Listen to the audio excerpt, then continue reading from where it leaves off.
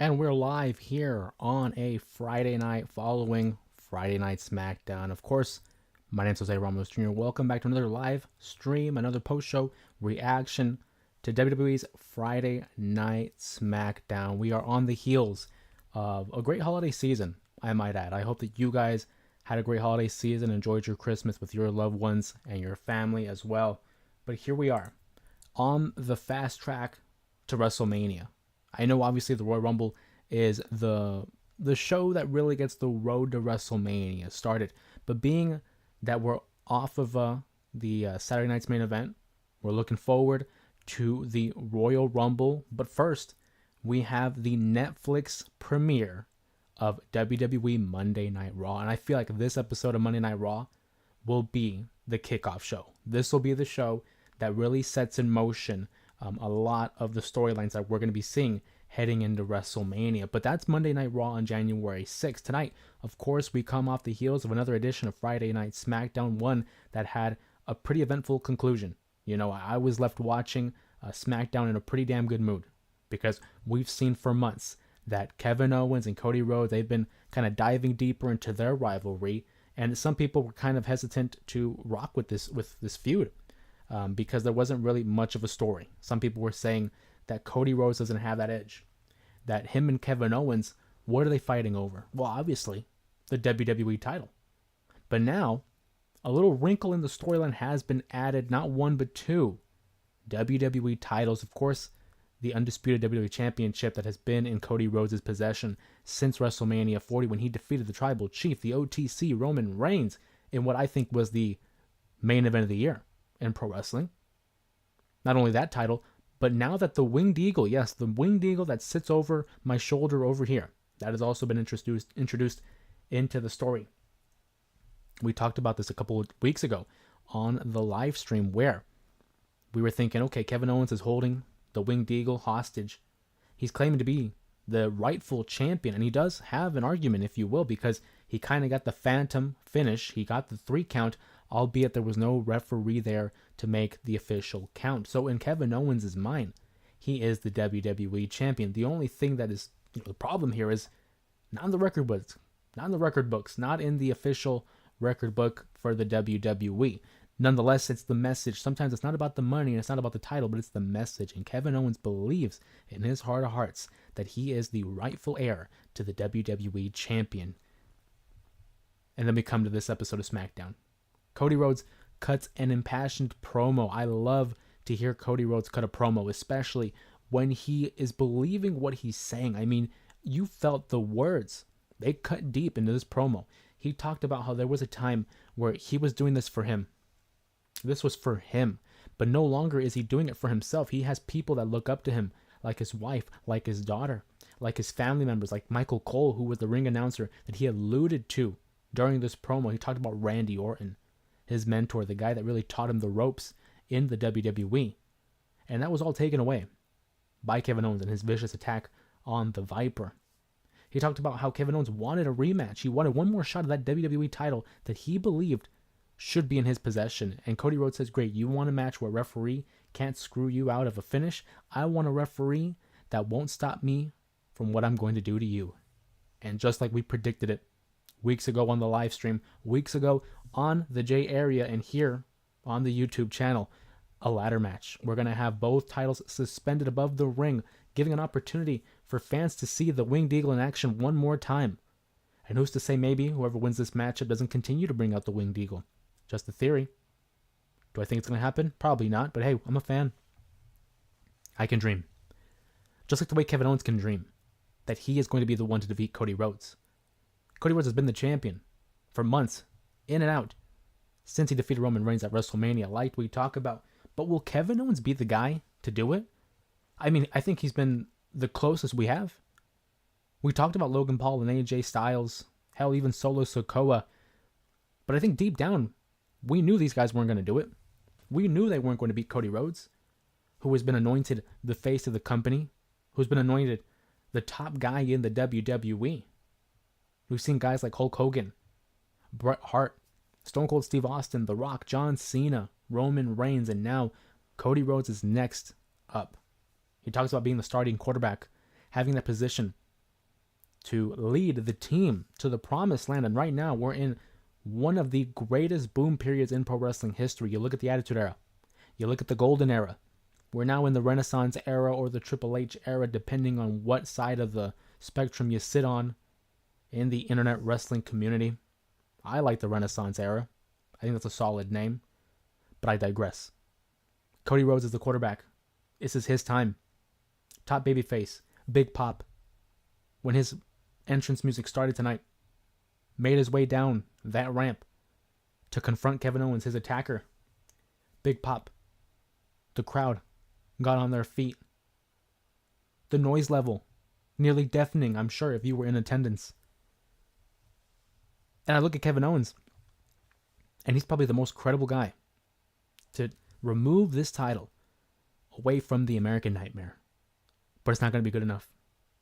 I don't think so. I think we're getting so close to WrestleMania. The adrenaline is running high. Cody Rhodes is not going to lose his championship.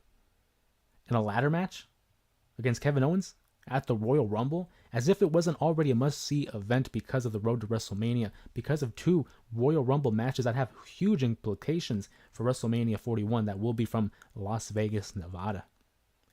This time around the year, we have a lot of people who start throwing their names in the hat of the Royal Rumble, and I just can't predict who's going to win. I have my personal favorites. I have people that I want to win and I want to see get a championship opportunity at the show of shows, but ultimately there's not really a concrete leader as to who will win each respective Rumble matchup. And then you add into that a ladder match with 2 of the very best that the company has to offer and one of the premier storylines that has been slowly been cooking. It's been a slow start with the Bash in Berlin matchup, but then we got to Saturday night's main event, and this has been one of the premier stories in the WWE. I'm looking forward to it. Hey, I know if you're watching this live stream, odds are you're looking forward to it.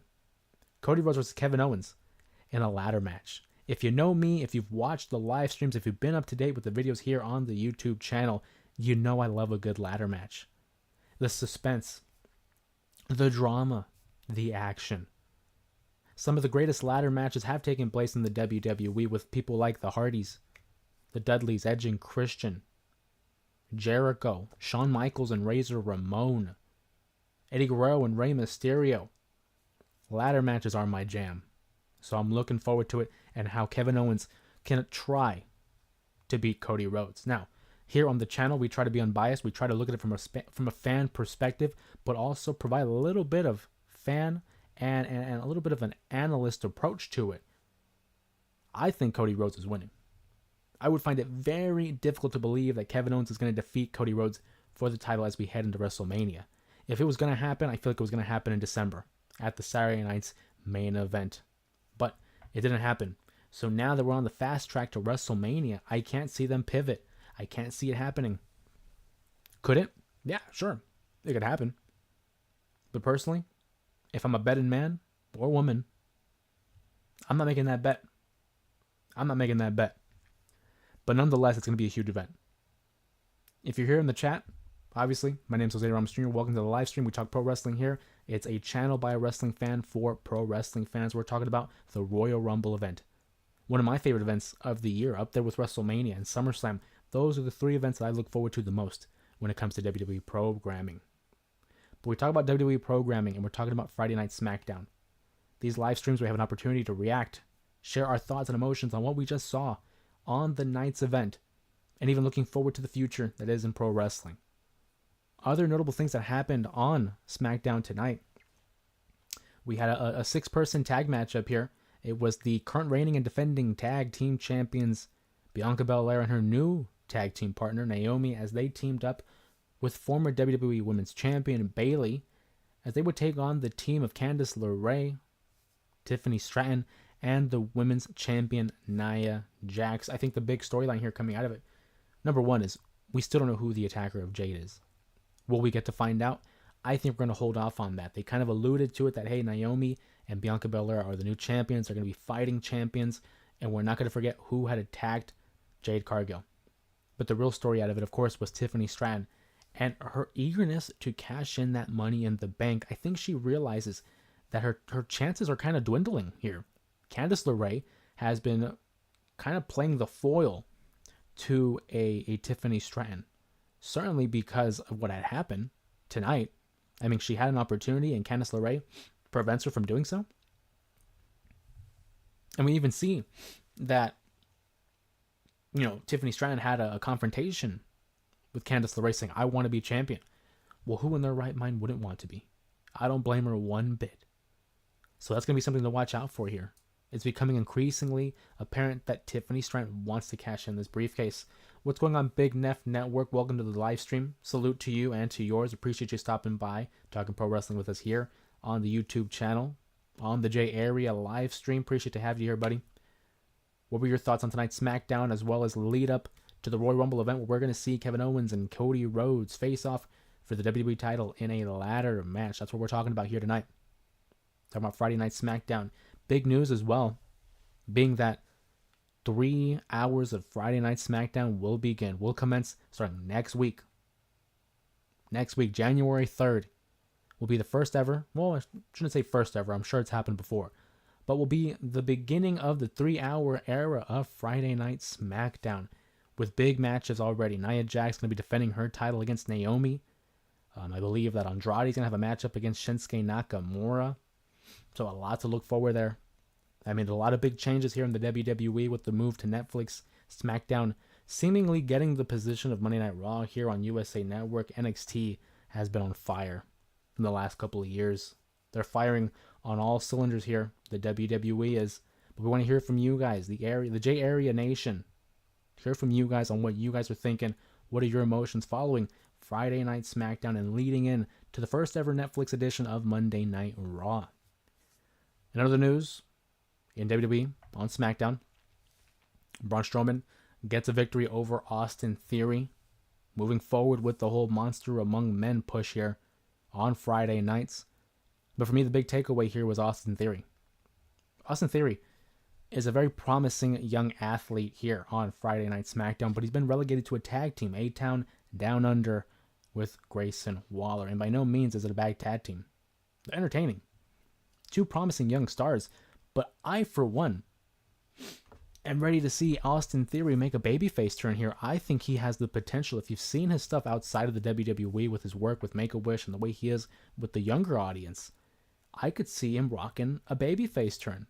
They've hinted at this breakup between A-Town Down Under for nearly a year now.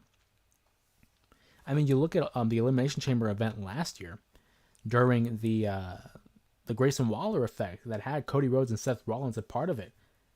Hints were thrown there that they were going to break up, and here we are nearly a year later.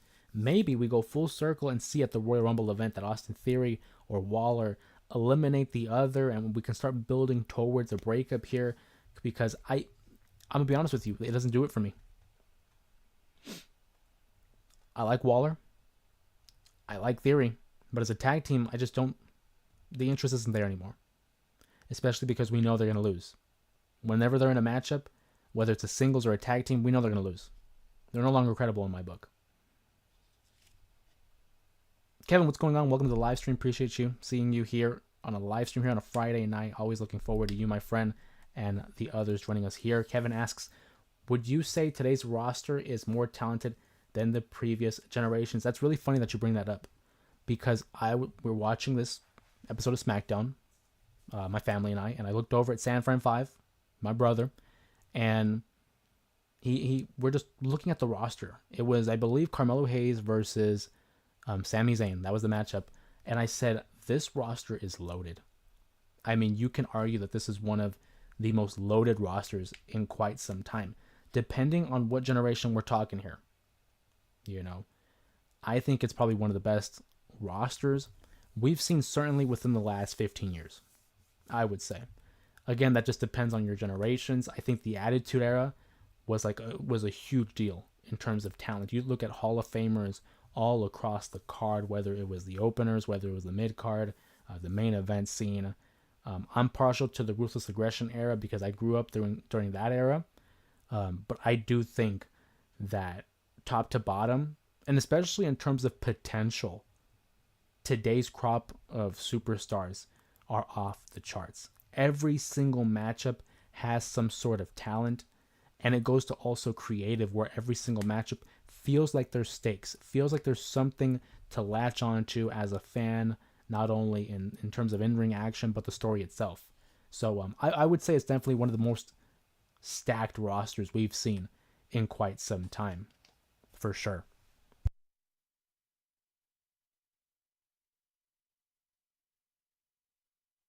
It's a great question there by Kevin. Appreciate the question there.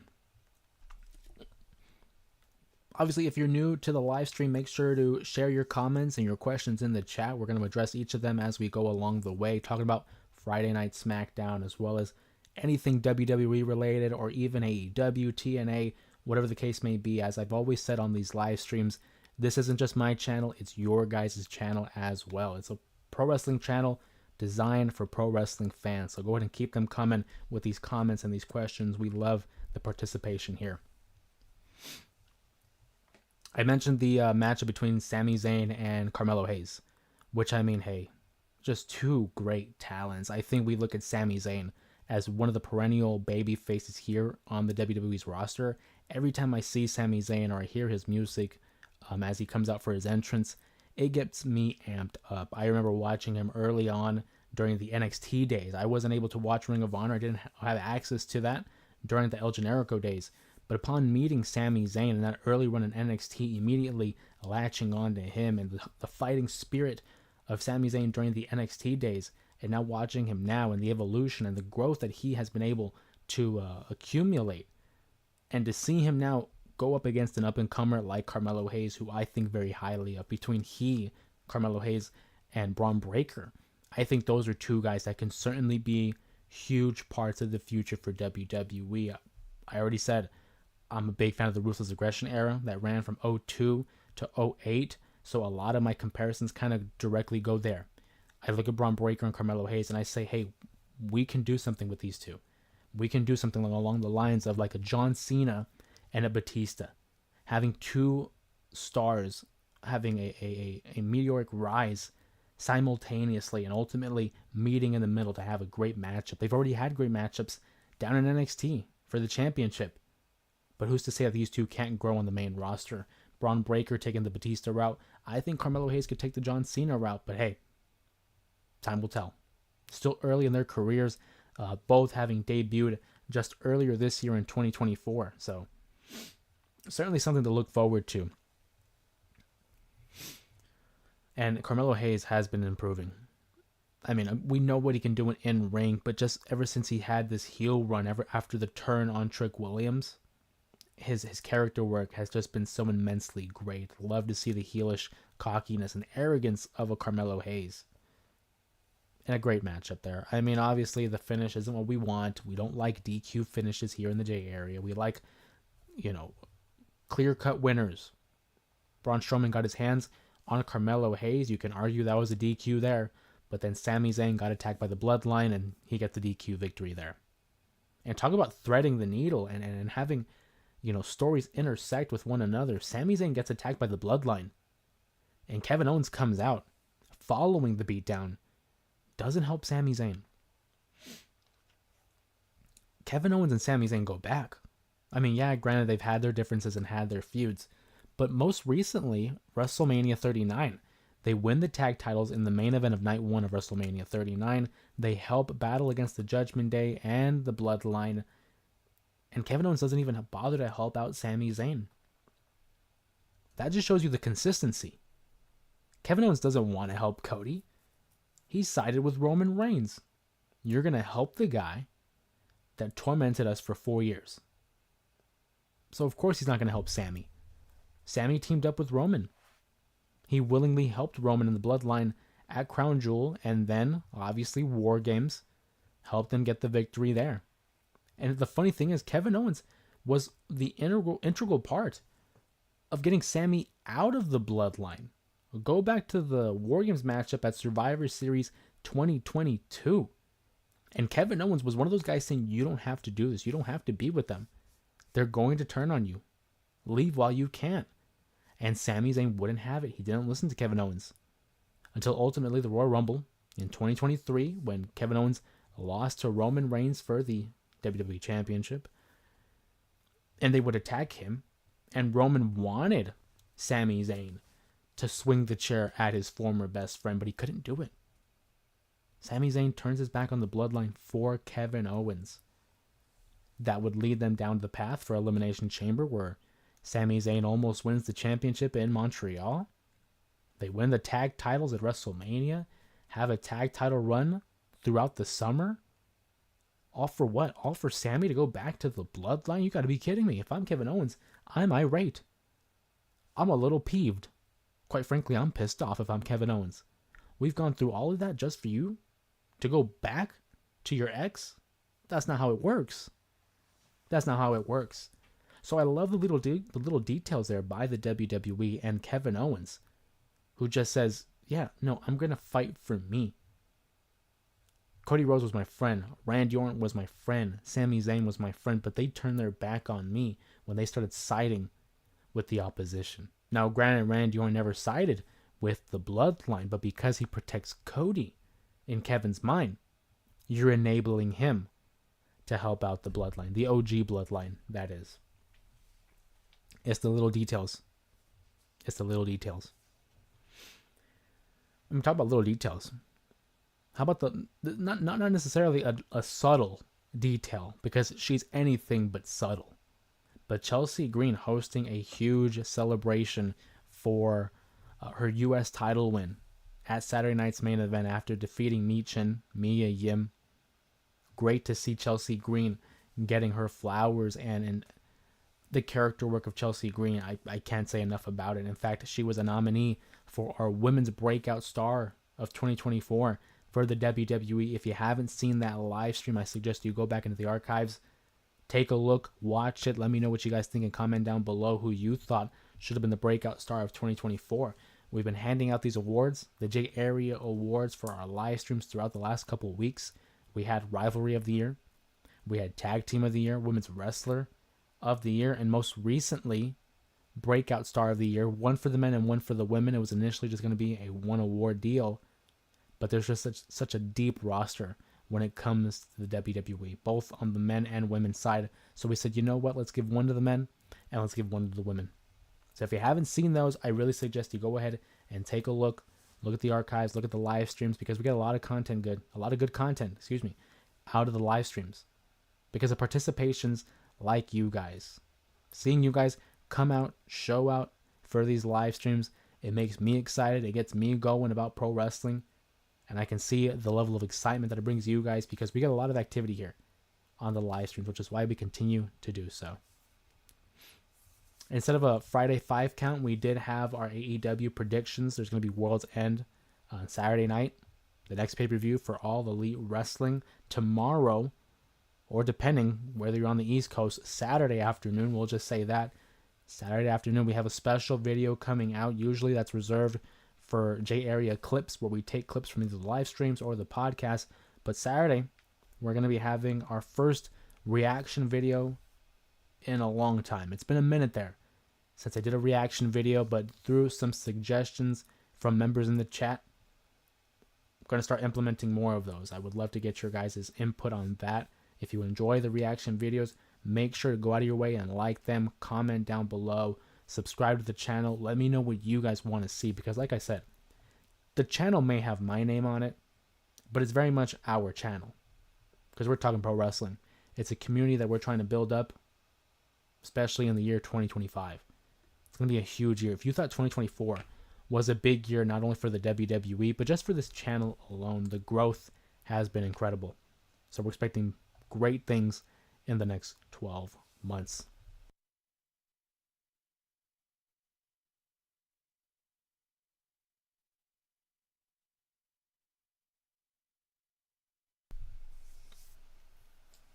Other notable, news coming out of Friday Night SmackDown. We know that the Street Profits are on a revenge tour here.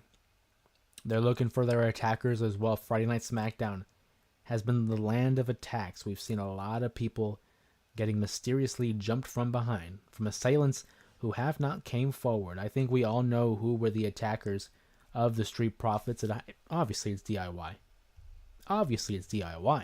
But Pretty Deadly goes out of their way and says, you know what, no, it was Garza and Carrillo. putting them in jeopardy there, because they were met with an attack by the Street Profits, who immediately got a match up there. Street Profits get the victory, and we know that DIY needs to have their backs. They have to watch out for their backs, because the Motor City Machine Guns are coming for them. We know that the Street Profits are coming for them. I mean, hey, Pretty Deadly might be on their side for now, because they're kind of protecting them in their secret. But who's to say that the Pretty Deadly doesn't cash in on that quid pro and try to get a tag match out of the DIY as well? Tag team is shaping up to be a good division at this point. We're seeing a lot of depth. We're seeing a lot of variety and parity when it comes to the competitors involved in the tag team division. So we're already on the right track here for 2025. SmackDown, like I said, having 3 hours now to work with. We're going to see a lot more between the tag division, the mid-card scene, both in the men and women's division, and obviously the main event scene from Cody Rhodes and Kevin Owens. I mean, that's just money. Big money matchup there between Kevin Owens and Cody Rhodes. We're going to go ahead and put up a chat here, because we want to hear from you guys.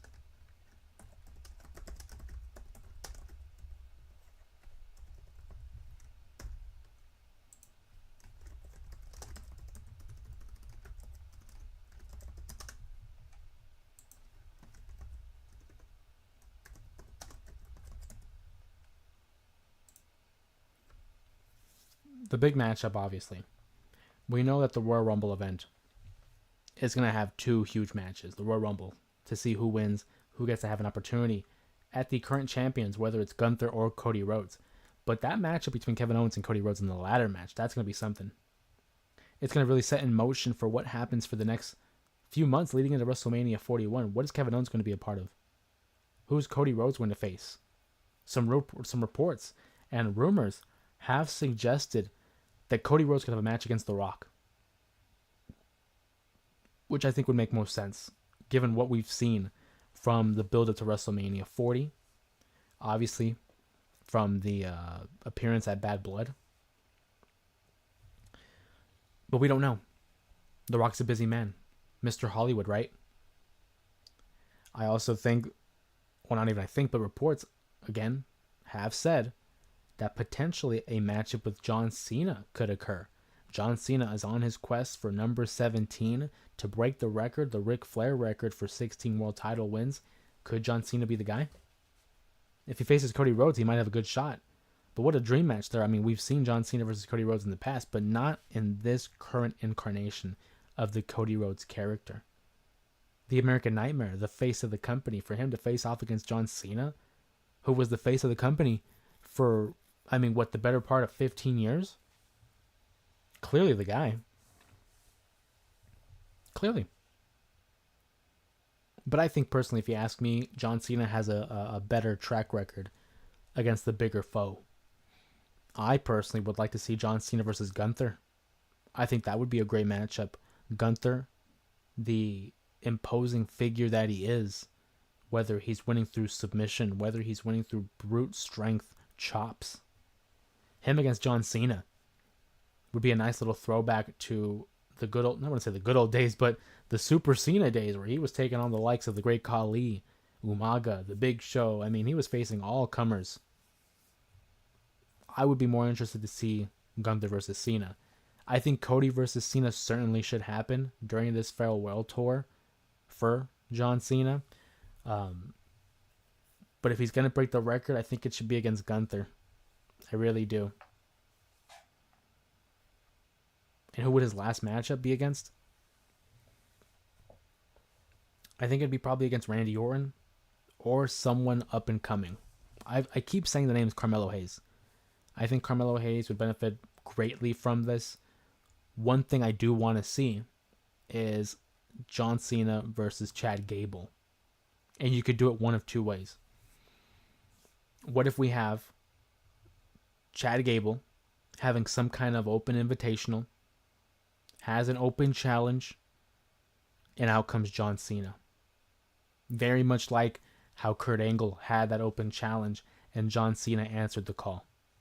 Wouldn't that be something full circle? You could also reverse it. Maybe John Cena has an open challenge and out comes Chad Gable, kind of in the John Cena role, and obviously John Cena in the Kurt Angle role. But I think something like that between Chad Gable and John Cena, some sort of interaction that is an homage to John Cena's debut, that open challenge that he had all the way back in June of 2002. I think that would be really interesting. I would love to see that. And just because Chad Gable's a beast, he's a machine.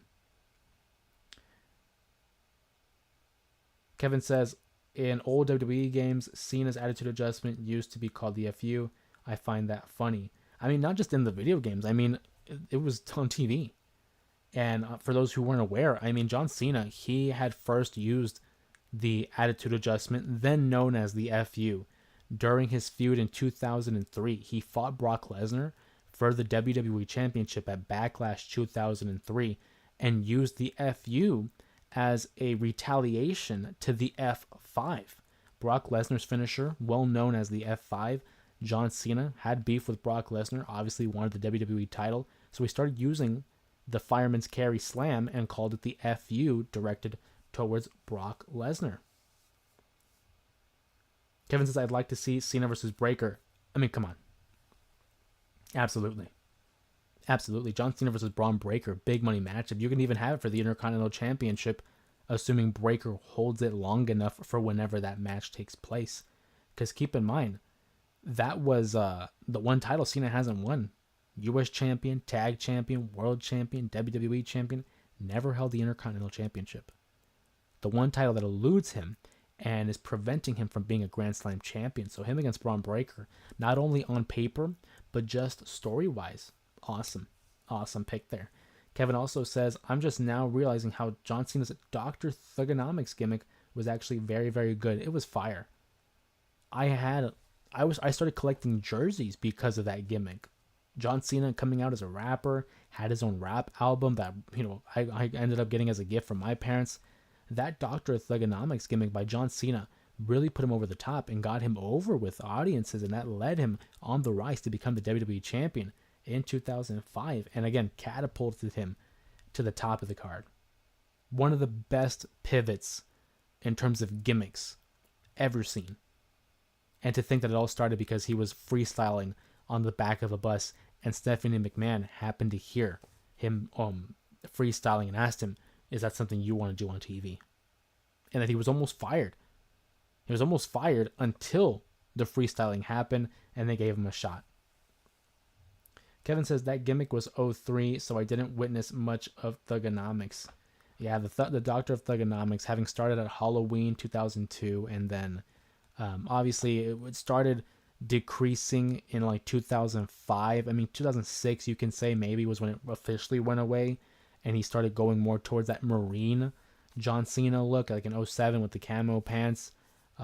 But that run at the top as the Doctor of Thugonomics was just legendary, man. I mean, again, one of the great gimmicks out of the Ruthless Aggression era, John Cena.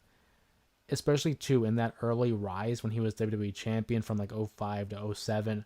Had, I thought, great matches against the likes of Edge, Randy Orton, Shawn Michaels. Just great stuff. We have our poll up here on who people think are going to win the Royal Rumble. Cody Rhodes or Kevin Owens. 11 votes have been casted. 100% of them are going Cody Rhodes. I mean, I'd have to agree. He's the consensus pick. Cody Rhodes isn't losing this title. 12 votes are in, all for Cody Rhodes. He's not going to lose. I would find it very difficult to believe him losing and dropping the title just as we begin the road to WrestleMania. For me, I think it's already begun, heading into the first Raw on Netflix, but the official start is technically the Royal Rumble. It should be a solid event. It should be a great show, but I do not envision Kevin Owens walking out of Indianapolis with that title. Kevin says, I agree with you, Jose. KO is very believable. I mean, he's the most credible choice here. Logan Paul was not going to be champion. I don't give a damn how hard they tried to push that for us to believe he was not going to be the champion. AJ Styles, I mean, hey, he's phenomenal, but it was too early in the reign of Cody Rhodes. Solo Sikoa, Potentially. I mean, hey, out of those three, Solo Sikoa for sure. But Kevin Owens just brings a breath of fresh air to the story of Cody Rhodes. In fact, Kevin Owens is the guy that has really brought out an edge to Cody Rhodes.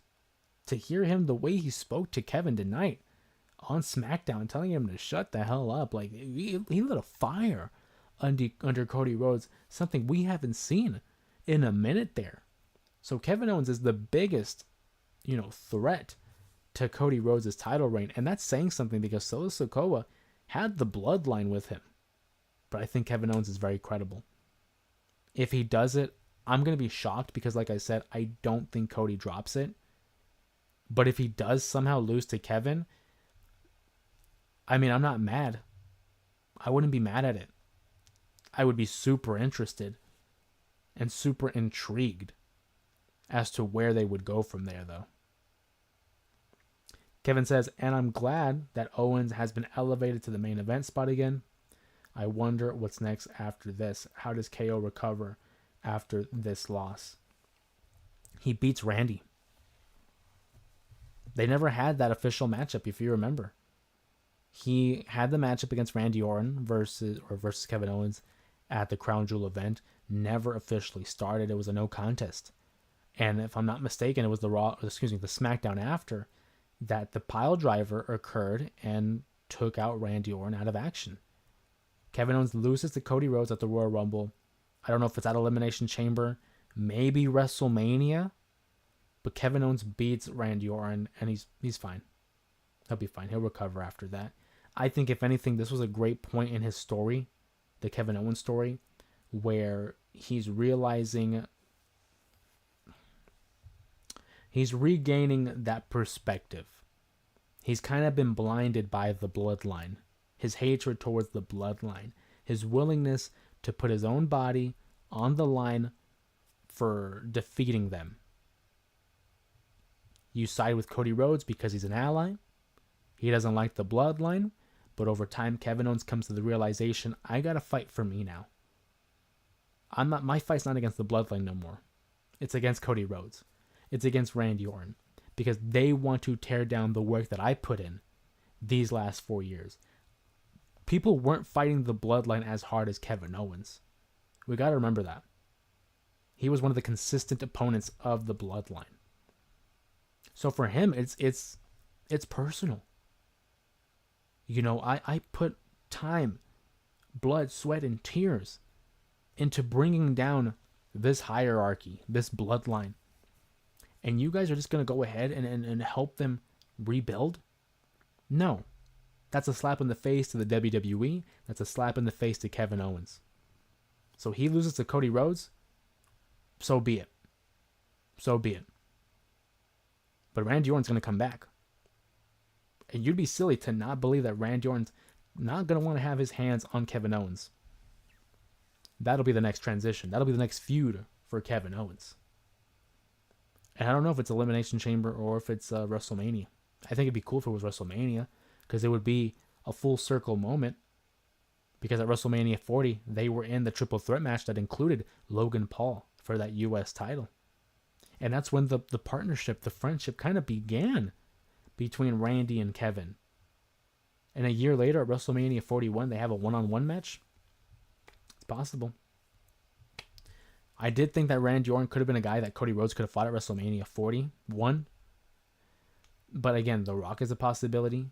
John Cena is a possibility. So I think it's becoming more likely that Randy Orton fights Kevin Owens. That's probably going to be the move. It's a good point there by Kevin. I do agree that I really like Kevin Owens' ascension back to the main event scene. He had been relegated to the tag team division, to the mid card, having, solid matchups with anybody that was against him. But to have him fight off against Cody Rhodes in meaningful matches for the WWE title and presenting him as this ruthless attacker that only cares about one thing, and that's winning the WWE title.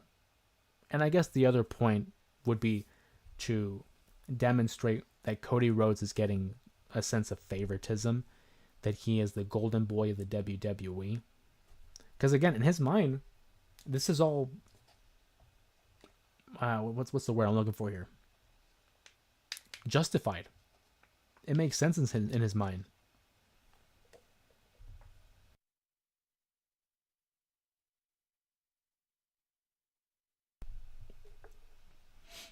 I do think the promo work between Cody and Kevin have been great though. It's like these two former friends. Cody Rhodes said, "Hey, were we friends at one point? Yes. Are we friends now? Hell no." And I felt that because these guys go back. I mean, all the way back to 2016. Kevin Owens is on the main roster now after the NXT run, and he's having matches against Stardust, then known, Cody Rhodes' former gimmick there. And in fact, when Cody Rhodes left the WWE, requested his release, who sent him to the Young Bucks? Kevin Owens. Kevin Owens was the one to say, "Hey, I got some buddies on the indie scene, Matt and Nick, the Young Bucks. Hang with them. They'll watch out for you. They'll take care of you. I trust them. You'll be good." And that's how the Elite came to fruition. The Bullet Club gained a new member in Cody Rhodes, and then that led to All In and All Elite Wrestling. I mean, hey, we know the story, right? So this goes all the way back nearly, 8 years ago? Maybe even further, because Kevin Owens had a relationship with Dusty, one of his mentors down in NXT. And that resentment that Cody Rhodes, I mean, whether he wants to publicly say it or not, he alluded to it on his documentary. But there was a little bit of resentment from him being being Dusty's real biological son, and all these other guys and girls who were treated as Dusty's kids because they were the proteges, they were the students of the American Dream during his developmental days in NXT. So there's a lot of ways that they can tie this all the way back to 2015, 2014, because that's when Kevin Owens, debuted in NXT. It was 2014.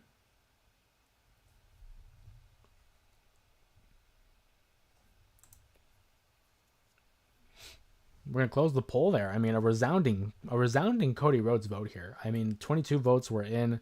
We asked the J area who would win at the Royal Rumble, Kevin Owens or Cody Rhodes. 100% agree it's Cody Rhodes. It's like I said, it's the obvious pick, and sometimes the right pick is the obvious pick. Cody Rhodes is the WWE champion. He'll probably hold on to the title leading into WrestleMania 41. We don't know who he's going to be facing. If you ask me, it's going to be between 3 guys. And in terms of how likely, I'm thinking number 3, Randy Orton. Number 2, John Cena. Number 1, The Rock. I still think The Rock is going to be at WrestleMania 41. There's been speculation that, hey, because of his busy schedule, he may not be able to, compete at the show. And then there's the whole thing of like, oh, well, they're trying to keep it fluid in case they have to rewrite the plans to include Dwayne. I don't like that. I don't like that it's almost like The Rock is holding them hostage unintentionally. I'm not saying he's doing it on purpose, but it's like it's solely dependent on whether or not he's able to commit to WrestleMania 41. But I just see the story that they have right now at their disposal, The Rock and Cody, and why wouldn't you pull the trigger on that? Because I feel like you have to. Cody versus The Rock is a money matchup at WrestleMania 41. But then, you still have Roman versus The Rock on the horizon, but you have to get through Cody first. You have to get through Cody first. Unless they want to play it this way. Unless we speed through it, we get to Roman versus Rock, the implosion of the bloodline, and then after that is when The Rock goes after Cody saying, "You are responsible for this. You took his title. You caused the bloodline to fall, and now my family's divided. Now I have to come after you, Cody." They could play it that way, but I just feel like it makes more logical sense for The Rock to go after Cody first. And then ultimately, Endgame is Rock versus Roman, the matchup that they have been trying to build since 2015, when The Rock appeared at the Royal Rumble event and raised the hand of Roman Reigns, trying to put him over with the crowd to, a raucous amount of boos. They've been trying to do so for about a decade now. That's the matchup people want. We almost got it last year, but the pivot led to Cody Rhodes finally finishing his story, which I think was the right call.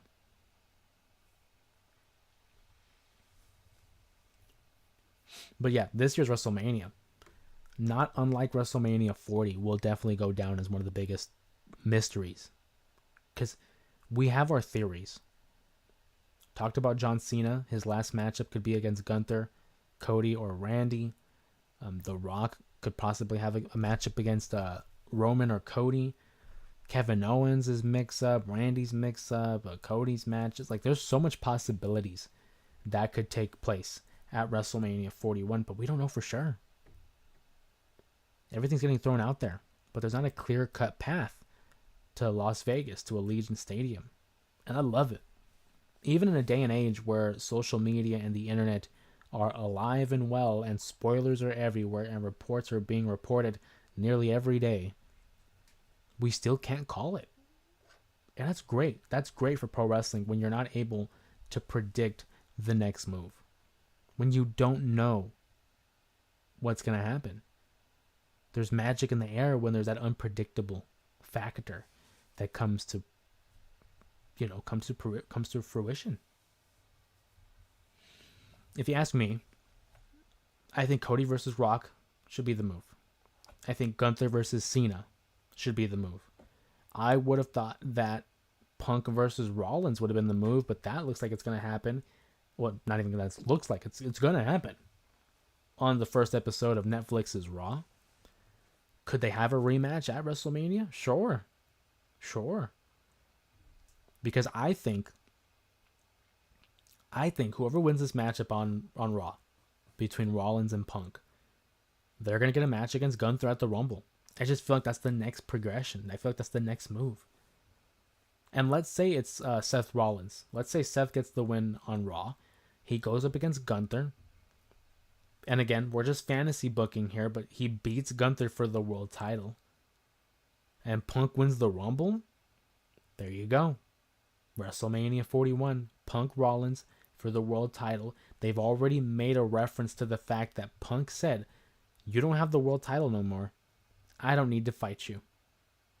If he gets that world title back and Seth beats Punk on Raw, then CM Punk gets a double whammy. I can take the title away from you and I can get my win back from Monday Night Raw. Randy Orton versus Kevin Owens, I feel like is the move. I think Io Sky against Rhea Ripley, because I think Rhea Ripley's going to win the title on Raw. I really do. I think it's time. I think we're going to end this feud finally between Rhea Ripley and Liv Morgan, or at least put it on pause for the time being. I think Io Sky wins the Rumble. Gets the fight against Rhea. That'd be a fire matchup.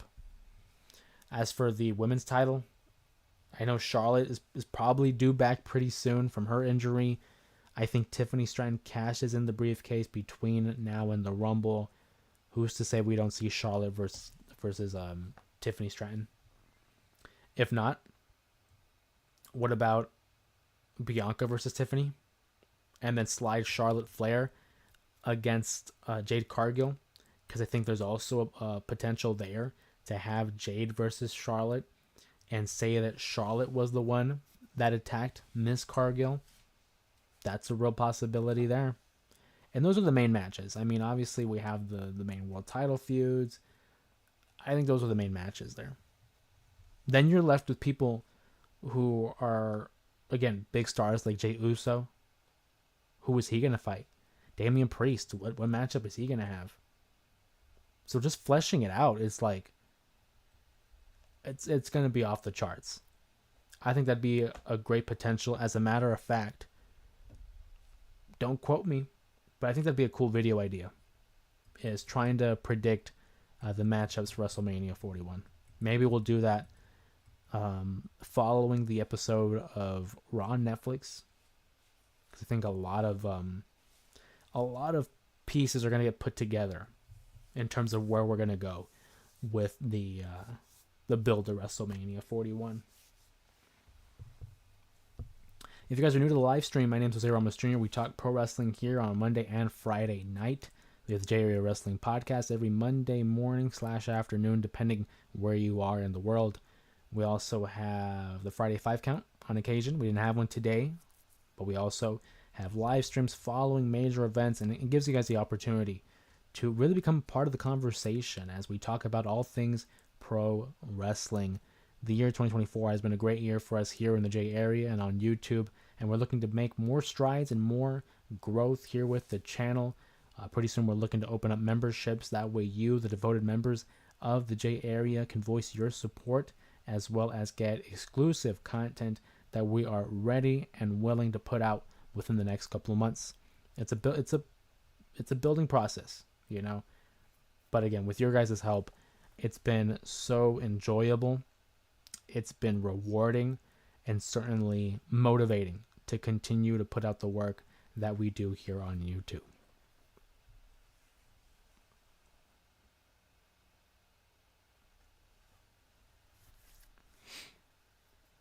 If you're new to the chat as well, make sure you comment down below some of your favorite storylines going on in pro wrestling, or just some favorite wrestling memories, some of your favorite wrestlers. I mean, any questions and comments are welcome. Like I said, you guys help direct the conversation and help shape out what this channel really is. Like I said, the channel would not be possible without the support of you guys in the J area. So greatly appreciative and thankful for you guys, certainly in the year 2024, and we look forward to what the year 2025 has in store for us as a community, as pro wrestling fans, and quite frankly as a family, because you guys who consistently come out for the live streams, I'm talking about Kevin, Network obviously is in the chat as well. I mean, Alex, Sylvia, San Fran 5, Mama Ramos, like all you guys who consistently come out and voice your guys' support. You guys are family for me. I'd like to think that we're building a community here for all pro wrestling fans of different backgrounds, of different ethnicities, genders, different demographics. And for me, that's been so huge, is finding that community. Because growing up, I'm sure a lot of you could resonate being a pro wrestling fan. There came a point where a lot of people were pro wrestling fans, and then you grew up and people kind of fell out of it. You know, they kind of grew out of it. And for some of us, we never did. It's something we've always kept up with. So for me personally, there was a time where I kind of wasn't as invested as I would have been growing up. But then I was always just suckered right back in. Just when I thought I had a way out, they brought me back in. And it's cool to be able to build a community here online, on YouTube, with like-minded individuals who enjoy the same source of entertainment. And even for those who might have differing opinions, whether they prefer AEW, whether they prefer the WWE, TNA, MLW, it's all the same sport. And as long as we're able to have these wonderful conversations about who we enjoy watching, what we enjoy watching, it always brings me back to these live streams. It was the best thing I've done in 2024. Since building this channel, we were trying to look for new ways to attract an audience, to encourage people to take part in the conversation. And ever since beginning doing the live stream, which was a huge suggestion by my dad. And I always said, I'm like, I don't know if I should go live because I don't have the following yet. Until eventually I'm like, you know what? Screw it. Let's go live. And whatever happens, happens. I'll get more comfortable with the camera, being able to speak to you guys live, right? There's no editing process. If I make a mistake, if I say something wrong, hey, it's live, pal. It's got me way more comfortable and becoming closer with you guys. So making these videos live and having the opportunity to see the instant feedback here on the chat has been so beneficial, allowing us to grow, not only grow closer, but just grow as a community. It's been a great thrill ride for me.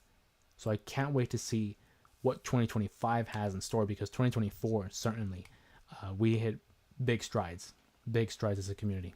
So you guys are awesome. Keep rocking on, man.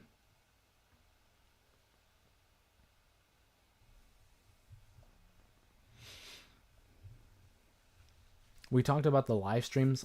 We also have the J Area Awards. I already mentioned that we had like the Rivalry of the Year, Women's Wrestler of the Year, Tag Team of the Year, most recently Breakout Star of the Year. We have 2 awards left that I'm going to be doing for live streams. one being match of the year, the other being the male superstar of the year. So keep an eye out for those live streams as we reach the ending of 2024. I am thinking about going more live, especially when we have memberships open and give you guys exclusive lives, as well as we talk a lot about the current status of pro wrestling. You know, whether it's Monday Night Raw, Friday Night SmackDown, etc. We're very much in the present, but I would love to start going back into the past and kind of giving master classes. I mean, I'm talking lessons about the history of WWE, obviously pro wrestling in general, but a lot of the conversations here are primarily WWE related. Me as a fan, I've been watching the WWE for almost 24 years now, so I'm very well versed in their history. So going back in their archives, watching some of the matches, maybe pay-per-view events, I would love to do that more in terms of exclusive content and give you guys who really want the nitty-gritty in terms of my fandom of professional wrestling, that will be made exclusively, again, once we reach memberships and once those are available. So I'm super excited to share that chapter of the YouTube channel with you guys. But again, that comes with time. That comes in due time. Keep an eye out for tomorrow's video, or I guess I'll say Saturday afternoon's video, because depending where you are in the world, time zones, man, time zones. We're here on the West Coast, so as you can see behind me, it is about midnight on the West Coast. So, from our time, 12 hours from now, we're gonna have another video come out, a reaction video. It's gonna be me watching some of the independent scene, a little bit of hardcore wrestling. It's really just a try not to wince reaction video. I'm gonna tell you right now, I failed, because there are some devastating shots in that video that you're gonna see later on Saturday afternoon that, man, it's hard not to react. So really excited to share that with you guys. I hope you guys enjoyed the video. If you do, make sure you give it a thumbs up and comment down below, because that really helps with the engagement of the channel. It lets me know what you guys are interested in. It lets me know what you guys are invested in and what you want to see, but also it helps out with the algorithm. I mean, YouTube is an interesting beast on itself. So when you guys are commenting, when you guys are liking, when you guys are subscribing, the activity really helps, and it shows YouTube that, hey, we have a following here. We have a community that's building and building by the day.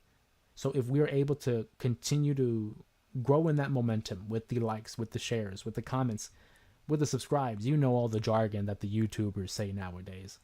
When we do that, it gives them the sign that, hey, there's a community growing. Let's push it so more people can see and more people can join in on the conversation. So you guys have been doing great these last few months. Like I said, the live streams have been a godsend because it's allowed us to grow closer as a community, as a family. So keep rocking on with that, man. You guys are doing great. Especially with these like live streams where we're able to have these polls. Ever since discovering that we're able to put up polls, that's been really cool too, because it gives me, again, instant feedback on what you guys want to see. We've done a lot of stuff in regards to the WWE, whether it's like, for example, the one we did today on who will win at the Royal Rumble, Cody or Kevin Owens. But I'm going to start including more stuff in terms of the content on the channel itself. You know, what do you guys want to see? Once I kind of have it mapped out in terms of what I want the channel to look like in the year 2025, we're going to be including more. And I talk about exclusive content. You become a member, you guys are going to have direct control on what kind of content we're going to be providing here on the channel, because I'll be having these polls. I'll be having videos and live streams where I want to hear from you guys and get direct input as to what kind of videos you want to see. We're going to do live streams. We already alluded to the fact that, hey, Sanfran5, my brother, very big gamer, we might be bringing him on occasion as a guest host, as a guest commentator on some of these live streams, because I could do this all day, right? Words from Captain America, I can do this all day. But to have him in the conversation and be able to bounce off of him, it'll only amplify the entertainment, I think, because he and I can have a great conversation when it comes to pro wrestling. He's definitely the Devon to my Bubba. He's definitely the Jeff Hardy to my Matt Hardy. He and I, Edge and Christian, I mean, he's my better half, if anything. So whenever the time comes and we're going to start bringing him on within the next couple of months, I look forward to sharing that with you guys, of course. Live streams, we're going to be doing some different stuff on live streams. a little bit more interactive. But of course, that's going to come within the next couple of weeks. We want to start off the year fresh with new ideas and new content for you guys to enjoy. So I'm really looking forward to it. We're going to go and start bringing this live stream to a close here. I mean, it was a decent episode of SmackDown. I will say it was a better show than last week. Obviously, we know that last week was a taped edition of Friday Night SmackDown, and usually those shows aren't as eventful.